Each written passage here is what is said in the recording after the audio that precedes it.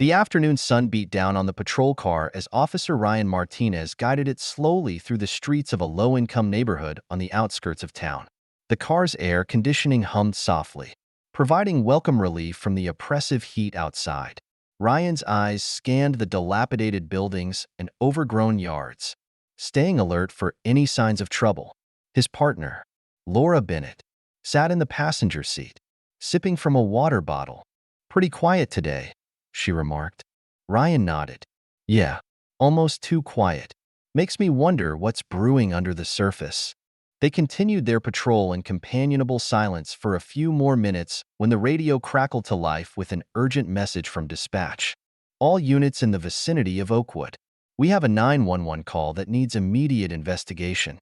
A young boy's voice, very faint, said only, "Send help." Before the line went dead, "We have an approximate location based on cell tower pings. Address is 1542 Willow Street." Ryan and Laura exchanged a concerned glance.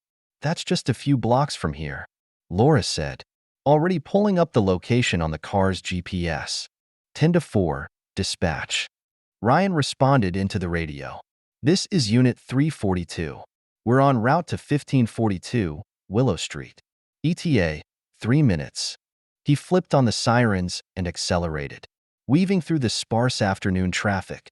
As they drove, the neighborhood grew increasingly run down. Abandoned cars lined the streets, their rusted frames a testament to years of neglect. Yards were overgrown with weeds, dotted with piles of trash and discarded furniture. "I've got a bad feeling about this one," Laura murmured, her hand resting on her holstered weapon. Ryan nodded grimly. "Yeah, me too. Be ready for anything when we get there." The wail of the sirens seemed to echo off the crumbling buildings as they sped toward their destination, both officers steeling themselves for whatever they might find. When they pulled up to 1542 Willow Street, Ryan's stomach tightened. The house before them was a picture of decay and neglect. Paint peeled from the weathered siding in long strips, revealing rotting wood underneath. Several windows were boarded up, while others had cracked or missing panes. The front porch sagged dangerously, its steps warped and broken. The yard was a tangle of dead grass and weeds, littered with trash and debris. An old refrigerator lay on its side near the curb, its door hanging open like a gaping mouth. "Jesus," Laura muttered as they exited the patrol car. "This place looks abandoned." Ryan nodded, his eyes scanning the property for any signs of life. "Stay alert," he warned. "Could be squatters or worse." They approached the front door cautiously, hands hovering near their weapons. Laura rapped firmly on the peeling wood. "Police. Is anyone home? We received a call for help at this address." Silence greeted them. Ryan strained his ears, listening for any sound from within the house. Nothing. Laura tried again, her voice louder. "This is the police. If anyone's inside, please come to the door." Still no response. The quiet felt heavy, oppressive. "Let's try the door," Ryan suggested. He reached for the knob, but it refused to budge. "Locked," he reported. They exchanged a worried glance before Ryan spoke into his radio. "Dispatch. This is Unit 342 at 1542 Willow Street." No response at the door. "Requesting permission to enter the premises." 10-4, 342. Permission granted. Use caution. With Laura covering him, Ryan tried to force the door open, but it held firm. "Too solid," he grunted. "Let's check around back." They made their way around the side of the house, pushing through overgrown bushes. The backyard was just as neglected as the front, with waist-high weeds and piles of junk scattered about. As they picked their way through the mess, Ryan's foot caught on something partially hidden in the tall grass. He stumbled, barely catching himself. "You okay?" Laura asked, reaching out to steady him. Ryan nodded, then bent down to see what he had tripped over. His breath caught in his throat as he pushed aside the weeds, revealing a small, rusted tricycle. Nearby lay other toys, a broken plastic dump truck, a faded baseball, a tattered stuffed animal. "Laura," he said quietly, gesturing to the abandoned playthings. His partner's face tightened. "Recent activity," she noted. These haven't been out here that long. Ryan stood, a chill running down his spine despite the heat. Something's very wrong here, he muttered. We need to get inside that house. Back at the front of the house, Ryan keyed his radio again. Dispatch. This is Unit 342. We found evidence of recent child activity, but no response from inside. Requesting backup for forced entry. Copy that. 342. Backup is on the way. ETA, 5 minutes. As they waited, curious faces began to appear in neighboring windows and doorways. A few people ventured out onto their porches, watching the scene unfold with wary interest. Not exactly a welcoming crowd. Laura observed quietly. Ryan nodded. This neighborhood had a history of hostility toward law enforcement. He hoped their presence wouldn't escalate into something uglier. Within minutes, 2 more patrol cars arrived, their occupants joining Ryan and Laura on the overgrown lawn. "What's the situation?" asked Officer Daniels, a veteran cop Ryan had worked with before. Ryan quickly briefed the newcomers on what they'd found and their suspicions. "We need to get in there ASAP," he concluded. "That 911 call. If there's a kid in trouble, every second counts." Daniels nodded grimly. "All right, let's do this by the book. Jackson, you and Miller cover the back in case anyone tries to bolt. Laura, you're with me on entry. Ryan, you take point once we're in." Everyone moved into position. Ryan's heart raced as he prepared himself for what they might find inside. The neighborhood had fallen eerily quiet. The only sound the crackle of a police radio and the soft rustle of leaves in the breeze. "On 3, Daniels said, positioning himself in front of the door. 1, 2, 3. With a thunderous crash, Daniels' boot connected with the door. The old wood splintered, the lock tearing free from the rotted frame. As the door flew open, a wave of stench rolled out, so potent it made Ryan gag. The smell was a nauseating cocktail of urine, feces, and decay. It spoke of long-term neglect and suffering. Ryan fought down the urge to vomit, forcing himself to breathe through his mouth as he stepped into the darkened interior. "Police!" he shouted, his voice echoing in the gloom. "Anyone here? Call out if you need help." Only silence answered him. Ryan's flashlight beam cut through the murky darkness of the house's interior, revealing a scene of squalor that made his stomach churn. He found himself in what must have once been the kitchen, though it was barely recognizable as such now. Every surface was covered in filth. Moldy food containers and takeout boxes were scattered across the counters and floor. The sink overflowed with dishes caked in weeks, possibly months, of crusted-on food. A thick layer of grease coated everything, giving the room a slimy sheen in the flashlight's glow. The refrigerator door hung open, its interior dark and reeking. Ryan didn't dare look too closely at its contents. Clouds of flies rose from various piles of garbage as he moved through the room. "Clear," he called out, his voice muffled by the arm he held over his nose and mouth.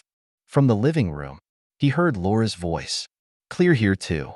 But you need to see this." Ryan made his way carefully through the debris-strewn hallway to join his partner. The living room was in no better condition than the kitchen. Torn, stained furniture was haphazardly arranged around a TV that looked like it hadn't worked in years. Empty liquor bottles littered every surface. But it was what Laura was pointing to that caught Ryan's attention.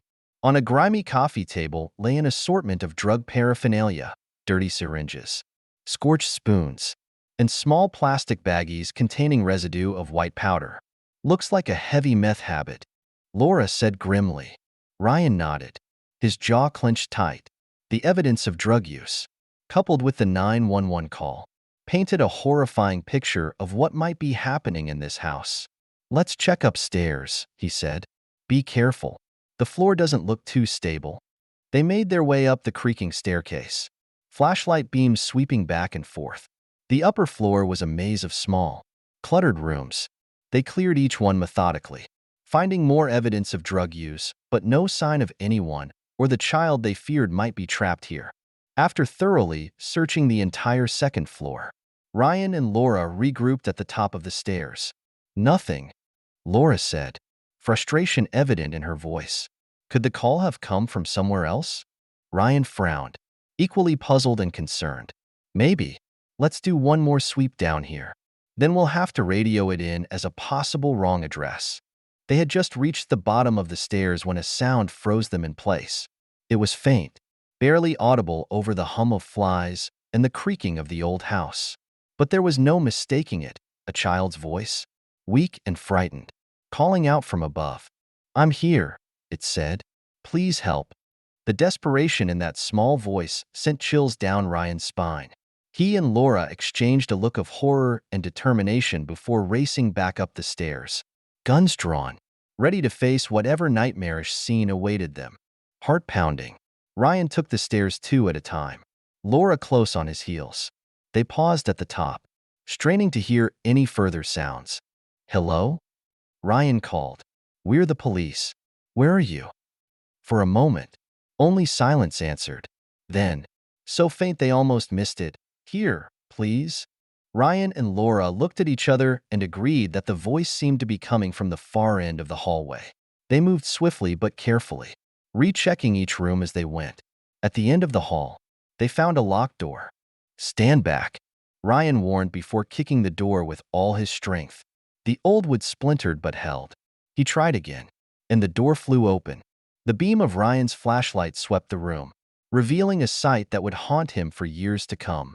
Huddled in the corner, chained to an old radiator, was a small boy. He wore nothing but a pair of tattered blue shorts, his emaciated body a map of bruises and sores. The child's head lolled to the side, his eyes struggling to focus on the officers. Even in the dim light, Ryan could see how sunken those eyes were, set deep in a face gaunt from starvation. The boy's scalp was a patchwork of roughly shorn hair and angry red cuts, as if someone had taken scissors to his head in a fit of rage.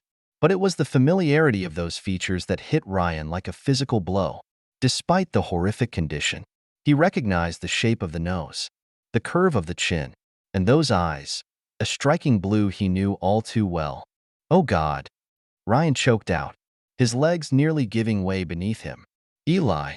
The boy looked up at the call of his name.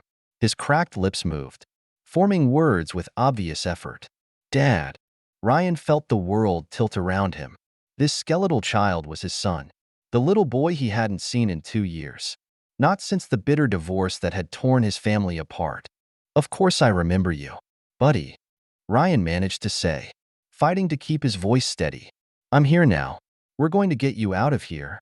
As Laura called for immediate medical assistance, Ryan knelt beside his son, hands shaking as he examined the heavy chain and dog collar binding Eli to the radiator. The metal had rubbed the boy's skin raw, leaving angry red marks around his neck and ankle. "Water," Eli whispered, his parched voice barely audible. Ryan's eyes fell on a nearly empty plastic bottle lying nearby, the only sign that anyone had provided even the barest sustenance to the child. He held it to Eli's lips, letting him take small sips. "Easy, buddy," he murmured. "Help is on the way. You're safe now." The sound of approaching sirens filled the air as Ryan fought to contain the rage and guilt threatening to overwhelm him. How could this have happened? How had he not known? As paramedics prepared to move Eli onto a stretcher, Ryan's eyes fell on something tucked beneath the radiator. He bent down and retrieved an old, battered flip phone. "Laura," he called softly, holding up the device. "I think I know how he made the call." Laura came over, her eyes widening as she saw the phone. "Clever boy," she murmured.